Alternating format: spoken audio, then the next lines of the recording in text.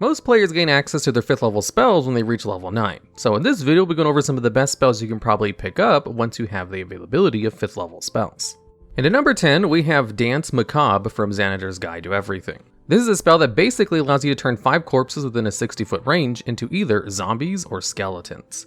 Now, normally at level 9, a zombie or skeleton isn't really going to be much of a match against other creatures at this level. However, the spell also grants the zombie summoned an increase to their attack and damage rolls equal to your spell casting ability modifier, so they're much more likely to actually hit targets you're sticking them on. Because as a bonus action, you can mentally command the creatures to do whatever you want, like just give them the general command to attack all of your enemies. And if you pick 5 skeletons who all have a short bow, you can do a potential 50 damage in one turn with all of them attacking a single creature, if you have a 20 in your spellcasting stat, as that will give them a +9 chance to hit, and an additional 5 damage on top of the 1d6 plus 2 they already deal. And with a +9 to hit, you're actually going to be landing a lot of those at the 9th level, as that's the same as your character's spellcasting attack bonus.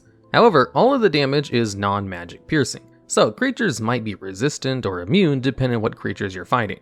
Also, skeletons are pretty weak with only 13 hit points on average, only having 13 AC, and not actually doing any more damage if you get them close into melee to attack. The zombies deal 1 less damage on average, but are a lot more tankier, with 22 hit points on average and having the Undead Fortitude trait, which can cause them survive a hit that would otherwise kill them. What's great about Dance Macabre is the fact that it's one of the few spells in the game that actually allows you to control a horde of undead creatures, if you really want to play a necromancer-like character, as it just straight up gives you a small army of zombies or skeletons, and is definitely on this list because it's one of those spells that I think is really cool, even if technically it might not be as useful as some of the higher spots on this list. You can give the zombies other kinds of commands for the hour duration, like go up ahead to see if there's any traps, or to stay at the entrance and guard a door.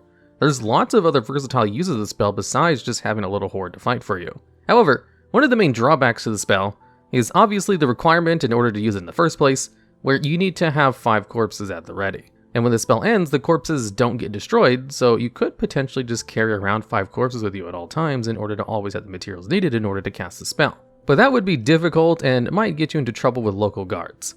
And in this spot, I'd also like to mention another 5th level spell with the same flavor, called the Negative Energy Flood, also from Xanader's. This is a single target damaging spell, which deals around 33 damage on average if the target fails a Constitution save, and half the damage if they succeed. And also, if the damage kills the creature, it turns it into a hostile zombie that will attack whatever is nearby. Now, the damage from Negative Energy Flood is not that great for a 5th level spell, as it actually does less damage than just casting a fireball at 5th level, and that's assuming the fireball is only hitting one target, which is all you can hit with Negative Energy Flood, as it's a single target spell. But if you finish off a target and it gets turned into a zombie, that's just some fun flavor if you're playing a necromancer-like character, because the damage it deals to a single target is not insignificant. It's just technically worse than some of the other damaging spells available at this level. And at number 9, we have Synaptic Static from Xanader's Guide to Everything. This spell is basically a psychic fireball, where it literally has the same radius and damage as the 3rd level spell Fireball, but it deals psychic damage and requires an intelligence saving throw instead of a dexterity one, which allows it to deal a better type of damage. And to learn more about the best types of damage, check out the video on the top 10 best damage types. It also targets a better save, as most monsters typically have a lower intelligence and a dexterity score. But what makes this spell really good is the fact that creatures affected by the spell who failed the saving throw also receive a debuff for 1 minute, which basically makes it so they have a negative 1d6 chance to succeed at things, where their attacks, ability checks, and constitution saving throws specifically to maintain concentration all have a negative 1d6 penalty attached to them while under the effects of Synaptic Static. The target under the effect can make an intelligence saving throw at the end of each of their turns in order to try and end the effect early. So if you want to debuff a whole group of enemies while also dealing damage to them, and like a huge group of them because it's a 20-foot radius and will target the worst stat for monsters in the monster manual, then Synaptic Static is really good for that purpose. However, its damage is low for a 5th level spell, because it's exactly the same as the 3rd level spell Fireball. However, the 3rd level spell's damage is overpowered for its level, so if you're just a person who really likes Fireball related spells, or just simple spells that have really good effects, Synaptic Static is excellent in that regard. However, if you just want pure AoE damage from a 5th level spell, we'll go over the best ones for that in the next spot on this list. And at number 8, we have Cone of Cold. This is a 60-foot AoE cone spell which deals 88 cold damage to all targets inside of it that fail a Constitution saving throw, which means it deals 1 more average damage than a fireball upcasted to 5th level. and also deals the most AoE damage of all the 5th level spells, aside from a few that we'll talk about in a little bit. However, some downsides to Cone of Cold is that Constitution is one of the worst saving throws to target on enemy creatures because most monsters have really high con scores. Cold damage is very commonly resistant and immune, but then again, so is fire, so it is heavily dependent on what campaign you're in. In Rime of the Frost Maiden, you'll be screwed, while in Descent into Avernus, you'll probably be fine. Just be wary of Ice Devils. Also, a cone is kind of unruly to position correctly. It requires you to kind of get close in order to hit a large amount of mobs. But it does have the neat effect where if a creature is killed by the spell, they become a frozen statue until it thaws. Now, when it comes to other AoE spells at this level which can kind of match the damage of Cone of Cold, we have Conjure Volley, which is a 5th level ranger spell that creates a 40-foot radius, 20-foot high cylinder effect that deals 8d8 damage to each target inside of it on a failed dexterity saving throw, or half as much on a success. So Conjure Volley might be one of the largest AoEs at this level, and it deals just as much damage as Cone of Cold. However, it can only be used by rangers, and they don't gain access to 5th level spells until level 17. And at level 17, this damage is kinda mediocre, when compared to all the other spellcasters getting their 9th level spells. But if you're playing a class which can take this spell at around 9th level, like maybe a bard with their magical secrets ability, then it's just as much damage as a Cone of Cold. There's also another 5th level spell that deals around the same amount of damage, that being Destructive Wave, which is a 5th level paladin spell that deals 1 less average damage than Cone of Cold and Conjure Volley, and is also not obtainable until 17th level, just like Conjure Volley. And for the same reason as Conjure Volley, as paladins, like rangers, do not get 5th level spells until level 17. So it's not that good because you don't get it until the 17th level. Unless, of course, you take it early through some other class feature. So out of all the hardest hitting AoE abilities at the 5th level, Cone of Cold is the only one that you can actually get at level 9, which is why it's on this list above the other damaging AoE spells. Because sometimes people just want to deal the most amount of damage with your spells and don't care too much about the extra effects they might have. And at number 7, we have Telekinesis. This is a very versatile spell that basically allows you to pick up objects that weigh less than 1,000 pounds without any kind of check, and move them in any way you want up to 30 feet around. Out of combat in a dungeon scenario, it's a great way to open doors and avoid traps or just move heavy obstacles out of the way. These are things that come up quite frequently, or just do anything else that requires heavy lifting, like freeing a trapped treant. In combat, Telekinesis can be used in order to restrain a target in the air, which means all attacks versus them have advantage. Their attacks have disadvantage, and if they break free of Telekinesis, unless they can fly, they will fall to the ground, knocking them prone, which means they can't easily get to the spellcaster who was just holding them in the air 30 feet away. You can also use it to pluck an item away from someone who's carrying it, which could be very important if the bad guy you're going against has a very powerful item that he's using against you, as with this spell, you can kinda just easily remove it from them, or just keep trying every turn because Telekinesis lasts for 10 minutes. And while only restraining or trying to disarm a creature might not sound that good for a 5th level spell that focuses on control, one of the best things about Telekinesis in a boss fight is that it doesn't ask for a saving throw, and instead a contest of ability checks.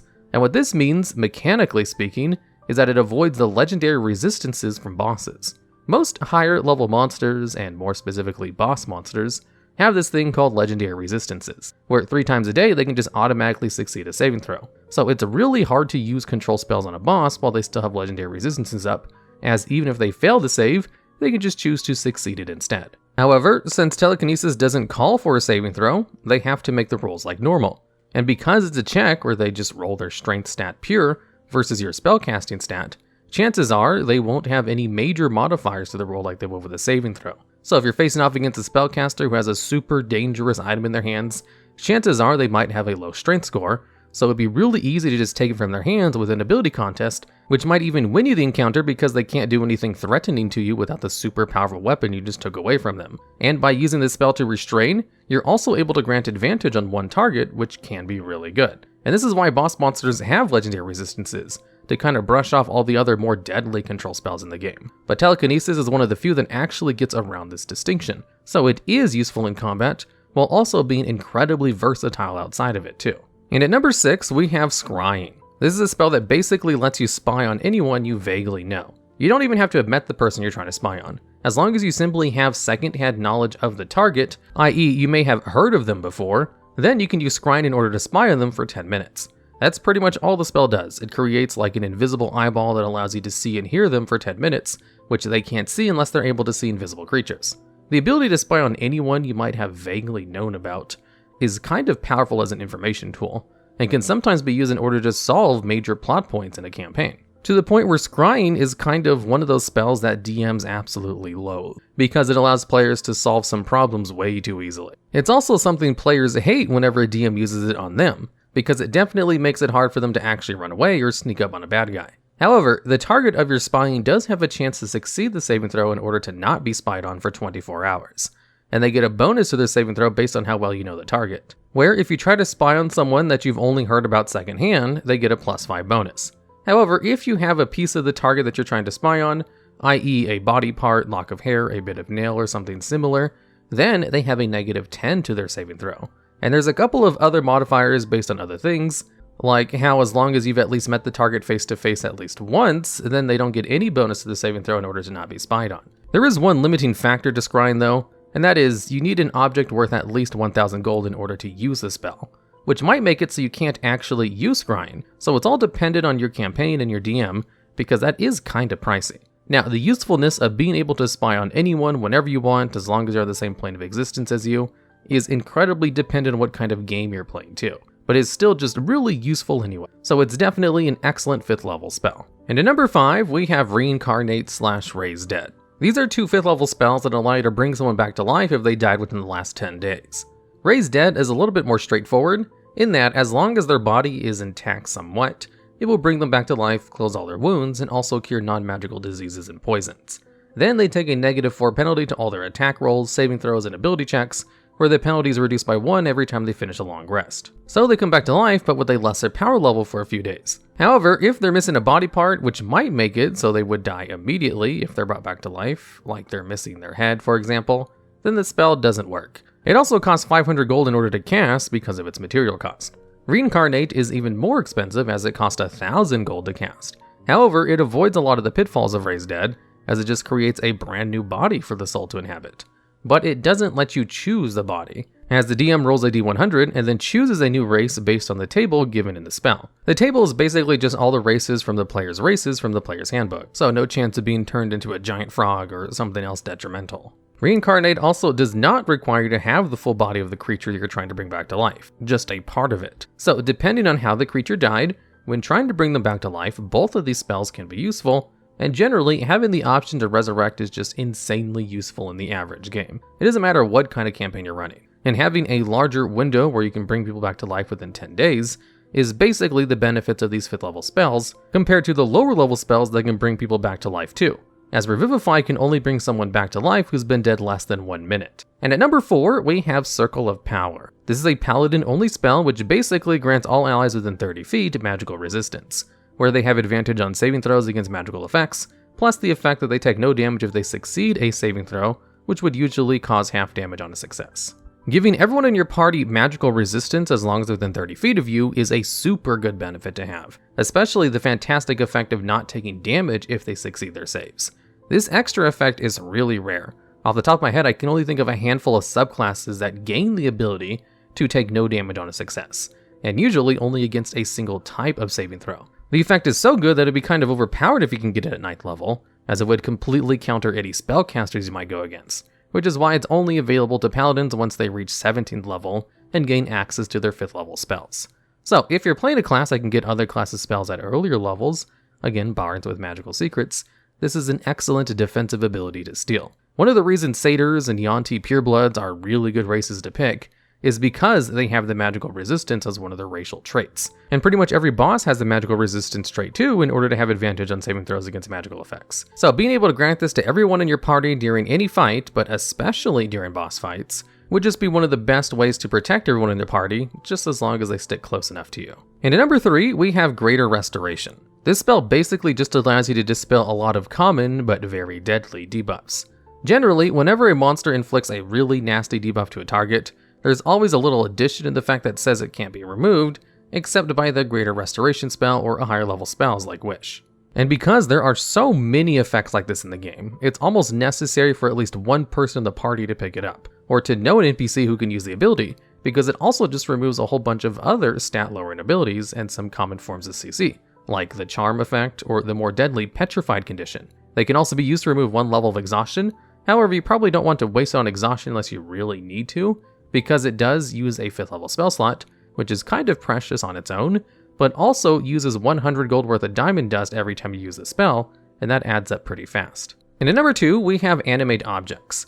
This spell basically allows you to animate a whole bunch of inanimate objects in order to move them around and have them attack for you. By default, this allows you to animate 10 objects, but you can animate a smaller amount of bigger objects instead, like using 8 of its charges to animate a huge statue to fight for you, and then using the remaining 2 in order to animate 2 coins in your pocket. And then there's tables in the spell itself, which determines how much damage the objects do.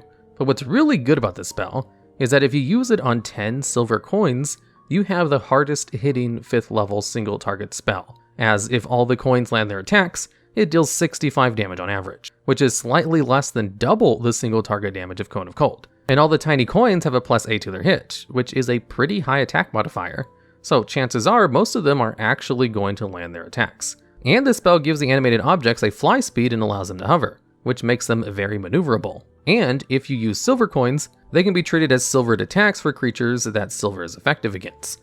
It should be really easy to always carry around 10 coins with you in order to use the spell effectively, especially since you get to keep them animated for a minute. And all it takes is a bonus action in order to command them to attack whatever you're fighting, and that's about it. Outside of using it as a high burst of single target damage, it can also be useful in order to just animate a large statue in a dungeon in order to help you move stuff out of the way or check for traps. But the main use of Animate Objects is definitely in combat. It even made it into my video on the top 10 spells that deal the most amount of damage, as the potential damage of Animate Objects was even higher than some 7th level spells that deal pure single target damage. However, the one big downside to this is how annoying it is to control so many creatures in an actual fight, where even though the damage is really good, a lot of tables might not want to deal with all the rolls that are required in order to resolve 10 coins attacking something. And at number 1, we have Wall of Force. Wall of Force creates an invisible wall at a point within 120 feet of you, which can be at any angle you want. It can be free floating or resting against a solid surface, or you can form it into a spherical dome or just a sphere, with a radius of up to 10 feet. If you shape it, it has a flat surface, it's made up of 10 10-foot by 10-foot panels, and the panels must be touching at least one other panel. The wall itself is immune to all damage, and nothing can physically pass through the wall. It can't be dispelled with Dispel Magic, it extends into the ethereal plane, but it can be destroyed instantly with the Disintegrate spell. So, once the wall is out, it's basically staying there until your concentration drops or its 10-minute duration ends. And what's really good about the Wall of Force is that you can use it in order to trap a bad guy with its dome feature, where unless they have a way to teleport outside of it, there's nothing they can do until you drop your concentration or it ends its duration. So going into a final boss fight where there's one boss that can fit within a 10-foot radius dome, and he has a whole bunch of minions, you can kind of just completely counter them by just putting him in a Wall of Force. Deal with all of his minions, then attack him all at once you drop your concentration on the Wall of Force, using a whole bunch of readied actions. There's no saving throw for being trapped with the Wall of Force, which is the big benefit of the spell, as it kind of just works for a whole bunch of different kinds of encounters. If you're in a small dungeon with a whole bunch of narrow corridors, and there's a horde of enemies barreling down on you, you can just block them and ignore them, because they can't break through the wall, and will be up for 10 minutes. Wall of Force is so powerful it just breaks all kinds of encounters, especially at 9th level where teleports aren't commonplace yet. In fact, there's tons of monsters in the monster manual that can't teleport at all. And if you cast something like Sickening Radiance on a boss first, and then trap them inside of the Wall of Force, it's basically an instant win combo, as the boss will eventually fail enough saving throws to die from exhaustion, assuming the damage doesn't get him first. So because Wall of Force is one of those spells that's kind of overpowered, can break the game on occasion, and is loathed by DMs like Scrying, it's the best 5th level spell in the game. Alright, and that's the list. If there's any other 5th level spells we may have missed that you think should have totally been on this list, or have ideas for future videos just like this one, I'd love to hear about them down in the comments. And don't forget to subscribe.